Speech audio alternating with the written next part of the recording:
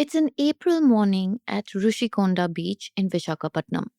My colleague, the Ken reporter Mrunmay Kulkarni, is strolling along the beach looking for something specific. The area is buzzing with tourists trying to catch a wave, and nearby, fisherwomen are waiting for their husbands to return with the day's catch. It looks like any other beach day. What Mrunmay is looking for is a manhole because in a few years, this exact beach will be one of the landing points for Meta's Project Waterworth, the world's longest undersea cable connecting India directly to the US, Brazil, and South Africa for the first time. And it will come ashore right here, the same way that all the others have, through a manhole into a nondescript landing station. On the other side of those cables, running thousands of kilometers across the ocean floor, is 95% of everything that you do on the internet, your messages, your payments, and your cloud. India's entire services export economy, in fact, worth over $340 billion, depends on them. Runmai found the manhole finally. And what she did find around it, or rather what was not there, is what today's episode is about. Mrunmai also went to Mumbai, where six cables already come ashore at Versova Beach, which remains, in her words, a free for all public beach. Mrunmai is our guest today on the podcast, and here is how she explains what's at stake. They are roughly the width of a garden hose, okay? They are unburied. They're just sort of lying on the seabed. And they carry important data, like every Swift payment, every stock trade, every WhatsApp message you're sending, every cloud operation happens through these cables. Also, I mean, there are at least 150 to 200 cable incidents per year. Most of them are accidental, okay? And this was before conflicts actually began. So, uh, there is a rising concern that people might deliberately try to disrupt undersea cable networks, kind of causing countries and areas to black out. Also, once damaged, the median repair time for these cables is like 40 days. If you are in a conflict zone, that time sort of becomes longer. And disruption, it usually costs operators like $1.5 million an hour. So that's pricey. Yep, last September, in fact, brought this right home. Four cables were severed near Jeddah, likely from anchor drags.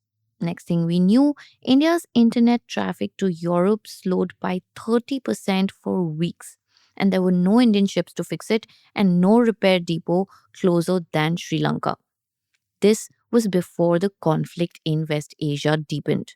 About 60% of India's internet traffic still moves through that region. So, in today's conversation, Runmai and Rachel get into how this infrastructure actually works, what India's real exposure looks like, and whether anybody is going to do something about it before something forces the issue. Welcome to Daybreak, a business podcast from the Ken. I'm your host Nigda Sharma, and I don't chase the news cycle. Instead, every day of the week, my colleague Rachel Varghese and I will come to you with one business story that is worth understanding and worth your time. Today is Tuesday, the 12th of May.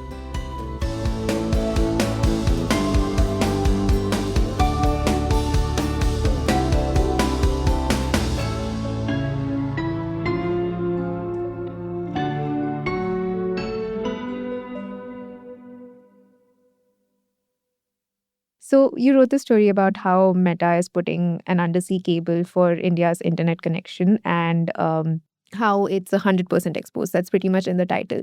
But you also went to Vizag and Versova, which is where like a lot of the story is based, right? So can you tell us a little bit about what these cables look like on those beaches since you were there? Curious thing I noticed on those beaches is that in spite of undersea cables carrying such important information, like they literally carry the world's internet, the way they land on beaches is actually very, very inconspicuous. What you can see on the beaches is just a beach manhole. So it's a concrete chamber, it has a reinforced lid, and sometimes there's a warning sign, sometimes there's a very low fence around it. So at Versova and Mumbai, about six cables come ashore on a public beach, by the way. It's very easy to miss it unless you kind of, unless you know exactly what you're looking for. Also, people walk past it every day. So just it's very, very muted over there. Behind the beach manhole cover, somewhere inland, there is usually a cable landing station where the cable connects to the terrestrial network, the network that's there on the land. And even there is no armed guard, there is no exclusion zone, there's no legal protection saying any of this must, be treated carefully, protected, things like that. I see. That's so interesting. And you said there are 6 on the Versova beach, right? So, like, where are the other cables located? And could you also just quickly explain what these cables do and mean for India? So right now, India has quite a few undersea cable landing on its beaches. If you look at the story, there's a very, very cool interactive map that we have put in the story where you can click on the little lines that run through and they'll tell you exactly which wire comes through to where. It's really pretty. Please check it out.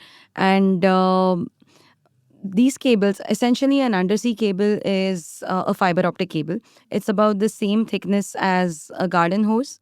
And within it, there are layers of insulation, and data is transmitted through light, which reflects and refracts off the surfaces of the inner surfaces of the cables, and that's how it sort of transmits data. I would say about 95 to 99% of international internet traffic goes through these cables. That is actually an important piece of infrastructure. Right, I see. So, you opened the story about how Meta has this project Waterworth, and that's supposed to land on India's beaches and is supposed to join this existing network of cables, right? In a couple years. But it's also so I wanted to ask: is it specifically for Meta's operations, or does it serve like a broader purpose with regards to internet connectivity? Yeah, so the Waterworth cable, which incidentally is going to be the world's longest undersea cable, it'll be like 50,000 kilometers and it'll connect India, US, Brazil, South Africa. It's a big one. It is owned by Meta, but it's not exclusively for Meta's use. So, an undersea cable generally has a company that is laying the cable and it has a landing partner where, it lands on the beach. So, Sifi Technologies is Meta's landing partner. And it operates a very open carrier neutral CLS, which means that any operator, any carrier, and any cloud company can sort of buy capacity on it. Its primary purpose would be to diversify Meta's own connectivity apart from conflict zone routes like the Red Sea and the Gulf and the South China Sea, but really anyone can usually use it. Right. And you mentioned how like these cables were cut in September, I think, because of anchors or something like that. So before the crisis started happening, and it caused like a slowdown of 30% of in India's traffic, right? So like in a situation like this, apart from the fact that it takes 40 days, what is exactly the procedure to fix and maintain these cables, and also how is India taking care of them? Okay, so right now, as we know, the Red Sea and the Strait of Hormuz are smack dab in the middle of the ongoing West Asia war. And the incident you're referring to from last September, the cables were severed near Jeddah in Saudi Arabia. Uh, they are saying that it was likely an unexpected anchor drag over there. The result was a 30% slowdown in internet connectivity between India and Europe, which lasted sort of weeks for it. As to what India is specifically doing right now, we don't have cable repair ships of our own right now. So when a cable is cut, specialized ships sort of sails to the fault location. It hauls the cable up from the seabed using grapnels and it splices the damaged section and it kind of lowers it back down. Basically, it's a repair thing. It takes a very long time. Our nearest repair depot is in Gal in Sri Lanka. It's run by a Singaporean company, and which means the repair ships are based in Singapore and Dubai, and they are operated by international consortiums. So we pay for fuel and we pay for mobilization, and we are also paying in waiting time, incidentally. So that's kind of how we are dealing with things. Wow. So that's, how 95% of what we do on the internet is dependent on these cables, right? Not specifically the ones from the Strait of Hormuz, but in general, these undersea cables. And this is how, we're maintaining them. That's, kind of confusing that that's the case. But so before we get into, why India's response to this is, kind of muted, what are some of the other countries doing in situations like this? Okay, so here are a few examples. The UK, it operates something called RFA Proteus. It's a dedicated vessel for underwater surveillance and cable protection. Australia, which has some of the strongest undersea cable legislations I've seen, they passed a cable protection legislation way back in 2005. And NATO, it has launched Operation Baltic Sentry after 11 cables were severed in the Baltic between October 2023 and Jan 2025. And they usually have patrols, maritime surveillance. Cables, basically, in these examples, are treated as strategic assets, which is something that we're not clearly doing. I see. So that's a little concerning. But you also cover in the story about how the threat to these cables is not just, like accidental, like whatever happened in September, or also what might happen during the war right now in the Strait of Hormuz. But you also wrote about this incident where a Chinese submarine was detected as being too close to India's cables, and that did create, like a sort of panic. And considering that we also fear like intentional tampering or sabotage, and since we're so dependent on these cables, why hasn't India, no, why doesn't India already have some sort of framework to maintain them? So basically, that incident you're referring to was like last year. China's Jiaolong submersible. It can reach a depth of like 7,000 meters. It was detected in areas where Indian cables run, and theoretically, a submersible with manipulator arms could reach and damage a cable. And uh, like we've established in India, we wouldn't really, have the means to do that quickly. The problem is that if we classify these as critical national infrastructure, it would trigger like mandatory protection standards, monitoring obligations, and it feels like that is a Pandora's box, which the system is kind of avoiding doing. I mean, one of the officials at the Department of Telecom who I spoke to said that once you declare something as critical, you can't really. You have to also demonstrate how it's being secured, which is what we are not doing right now. Also, the cables are privately owned and they are internationally operated. So there's no one single ministry which is in charge of the problem. So the problem is also that the budget doesn't sit cleanly anywhere. It doesn't lie with the defense. It doesn't lie with the telecom. It doesn't lie with the ports. So yeah, that's kind of a problem. So the stranded cables, basically, one of them is called Two Africa Pearls. It's the extension of Meta's Two Africa system. It's designed to connect the Gulf states, Pakistan, and India. It was supposed to land in India earlier in this year. So contractor Alcatel Submarine Networks, it declared force majeure on March 12th, and their ship Ildebaz it's sitting in Daman right now with the unfinished end of the cable on its deck. The other one was the SEA MEWE 6. It was India's next major European corridor. It's already been delayed from 2024 to mid 2027 because the US forced a contractor change. Because they kind of pushed Huawei Marine out and they got in Subcom over security concerns. So now, obviously, there is more uncertainty because of the war. Uh, so the compounding consequence of this is that the repair ships already deployed to fix the 2025 cuts have been forced to suspend operations indefinitely to existing damage. So new cables can't be laid, and the repair window keeps sort of extending. So it took like half a year to repair the four cables cut in Feb 2024, and now with both the choke points closed, that timeline could be definitely worse.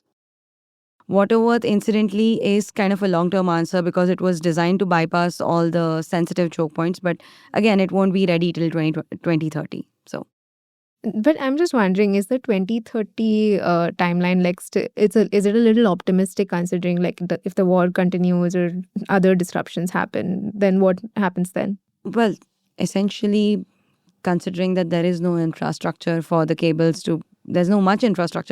to be built on land, and the fact that Meta would definitely want to push this project through, seeing as most of its others are stranded in like conflict zones, and this one bypasses it. I would say the 2030 timeline is pretty feasible. The problem again is that we are doing exactly what we've always been doing. We are laying cables and we are wiring ourselves to the world much faster than we can protect the wires. Vizag isn't really that far away from, say, China or any other conflict ridden zone that we are from. And a submersible could damage the cable, a wrongly placed anchor could maybe mess it up. So, uh, the problem isn't that, whether the cables will come. The problem is, okay, how do we protect them once they're here? Okay, so speaking of protecting these cables once they're here, you do refer to this confidential study from the PSU Telecommunications Consultants India Limited, which has proposed a solution for this exactly. So, what are the solutions that they've, recommended, and are they feasible, practically speaking? And if they are, then why haven't we started on them? So the TCIL study, it proposes spending about 3,000 to 4,000 crore rupees to build an indigenous cable repair capacity. Basically, what they're going to do is they're going to retrofit two existing Navy vessels called the Nistar and the Nipun, and they're going to fit them with maybe systems, little robots and things which could dive down and fix the cables. And actually, there's a report in June 2025 by a retired Navy admiral who said that these ships had most of the capabilities required for cable repair if specialized kits were added. The problem over here is that these vessels are diving support ships, which means they're limited to like a few hundred meters with saturation divings. Our cables sit at like 3,000 to 6,000 meters. So the solution, quite literally, it does not reach the problem over here. There are other solutions on the table. So there is a purpose-built cable repair ship proposal. It would cost like 200 to 400 million dollars. It would take 3 to 4 years to build. But that could be more effective. There's also a consortium model which involves splitting the cost between the government, the telecoms, and the hyperscalers. Okay. So obviously there are alignment problems with the consortium thing. Like private players would want returns on it. Not they wouldn't want like standby capacity. So none of it has been approved. There are still committee meetings going on, but there are solutions there. Right. And like there seems to be quite a few solutions out there because you also mentioned how Australia and India have a dedicated bilateral dialogue on cable security, and that Australia has actually offered up its own framework as a template to India while these conversations have been going on. So, two questions. Why is there this relationship with Australia specifically? And is this framework something that could work for India again? Okay. So as to why Australia sort of leads the maritime ecology pillar of the Indo-Pacific Oceans Initiative, it has its own cable connectivity and resilience center. So it's pretty good at this.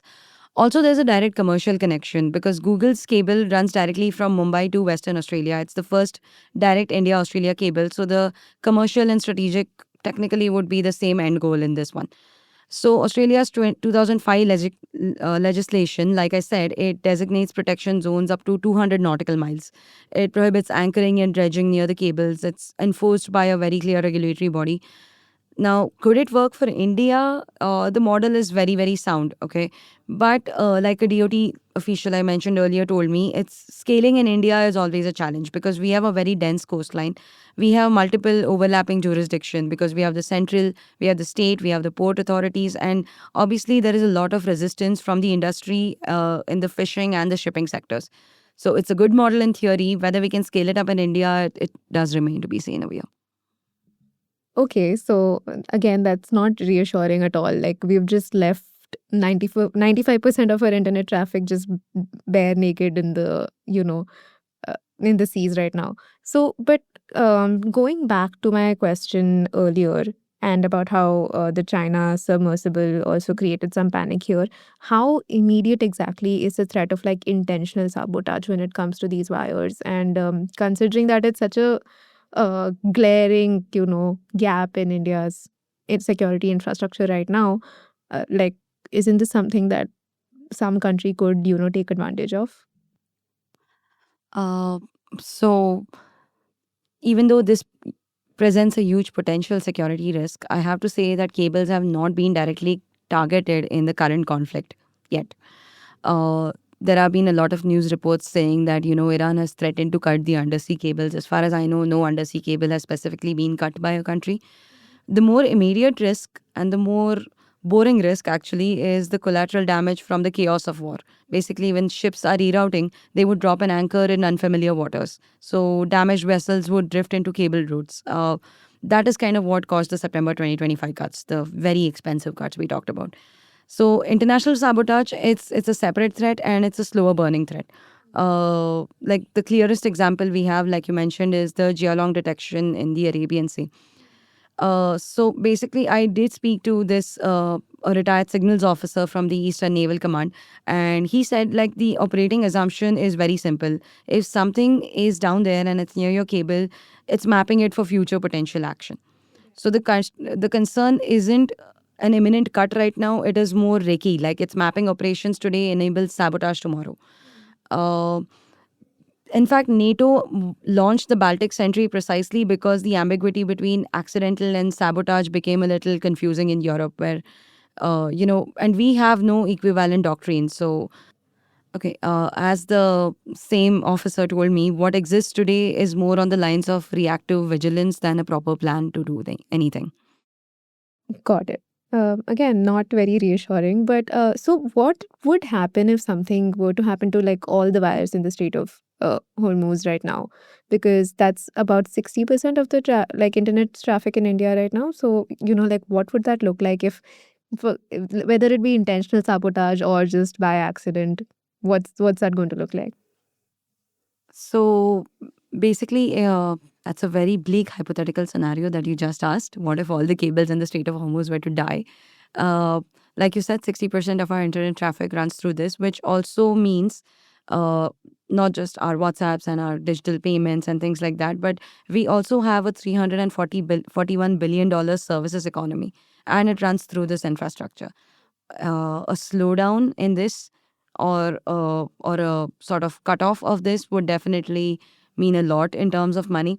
And it's not like people haven't addressed this. In fact, the chairman of TRI, Anil Lahoti, when he was addressing a subsea cables conference last year, he did say that our cable infrastructure falls very short of our digital ambitions. Not only do we host just 1% of the world's subsea cable landing stations, we have no protection networks around them, as we established. And he in fact said that we should treat this as a national security imperative. After that, the government asked operators to sort of draw up risk analysis of the exposure, and there are risk analysis over there, but obviously no action has been taken around it. Well, thank you, Mrunmay, for that very bleak analysis of my hypothetical question, which is also very bleak, to be fair. But to end this on right now, this is my last question.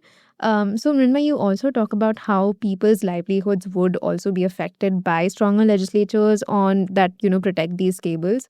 Um, like the fishing communities in these coastal areas, for instance, and also like the larger industries that uh, use these waters in that sense. So, yeah, when you were in Vizag, in Rushikonda, in Versova, did you speak to any of these people? Like, what is their, outlook on this kind of infrastructure? Yes, obviously, if we come up with stricter legislations for undersea cable protections, there would be a little bit of impact on the fishing community and even the private shipping community. Like I said, this is why the we can't exactly follow Australia's 2005 legislation, because we have a denser coastline, we have a busier coastline right now. I did speak to the fishing community when I went to Rishikonda over there. It was actually a really pretty scene. So I was there on Wednesday morning in April, which is a time you should never really go to a beach because it's incredibly hot. And the sun had just sort of risen, and it was still full of tourists. They were still going into the waters in spite of there being signs and stuff telling them not to swim into there. And a group of women were hanging out because their husbands had taken the fishing boats out, and I was actually sitting on one of the boats with them and chit-chatting with them. One of the women, Rani, she told me that a few months ago, a lot of government babus had come there with their tools and, their surveying and leveling. And she called them the really weird rods, which they used to, map out where the cables would land. And she said, ki if they built something over here, would we still be able to fish at this spot? She was worried, maybe they'd have to move somewhere else. And her family had been fishing there for generations. But with the legislations that we have right now and with the pace at which things are moving, I don't think Rani has to worry about anything particularly, because there is no protection zone, there is no demarcation, and right now there's no law that will keep her off this beach. So, as far as I'm concerned, in 2030, this beach will be one of the two landing points for Meta's Waterworth cable. It'll be designed to bypass every war zone that is following India's cables right now. And it'll come ashore through a manhole in the sand, and there is no protection zone around it and no repair ship within 2,000 kilometers. So in 2030, Rani will still be there and she'll still be waiting for her husband's fishing boat. Well, I mean, if nothing, I'm glad, Rani and her husband will continue to have a livelihood thanks to India's very weak legislations that protect 95% of our internet traffic again. But thank you so much, Runmai, for coming on this podcast again. Always such a pleasure to have you. Do you want to shout out something else that you're working on or talk about anything along those lines? Again, thank you so much for having me. I think I might be turning into a podcast bro because of you guys. Hopefully, I'll still be a chic writer. Um, as for what I'm working on now, I think it's going to be a story which most people would really, really love to read. It's not about undersea cables. It's not about data centers. In fact, it has no mention of AI or tech anywhere in the story. This is a pure urban development story. And I'm going to be writing about why our cities flood along particular lines and why and what are we doing about it. Especially because we are recording this in Bangalore and we do live in Bangalore. Why do our roads get flooded even if we have like 30 minutes of rain? So if you want to find out, please read my next story. Daybreak is produced from the newsroom of the Ken, India's first subscriber focused business news platform. What you're listening to is just a small sample of our subscriber only offerings. A full subscription offers daily long form feature stories, newsletters, and a whole bunch of premium podcasts. To subscribe, head to theken.com and click on the red subscribe button on the top of the Ken website. Today's episode was hosted and produced by my colleague Rachel Varghese and edited by Rajiv Sien.